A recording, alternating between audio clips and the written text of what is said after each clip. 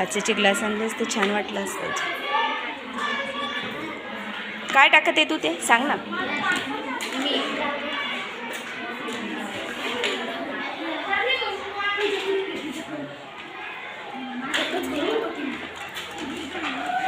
एका ग्लासमध्ये काय टाकलं? एका ग्लासमध्ये मीठ आणि एका ग्लासमध्ये मिठाचं पाणी आहे आणि एका ग्लासमध्ये साधं पाणी.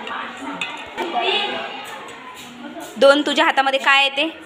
2 लिंबू घेतले, एक मिठाच्या याच्यात टाकलं आणि एक साध्या पाण्यातलं बुडलं आणि मिठाच्या पाण्यातलं तरंगलं.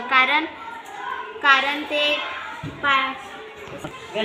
ते पहिल्या ग्लासमधल्या साध्या पाण्यापेक्षा लिंबाची घनता जास्त असते आणि मिठाच्या पाण्यामध्ये लिंबापेक्षा पाण्याची घनता जास्त असते.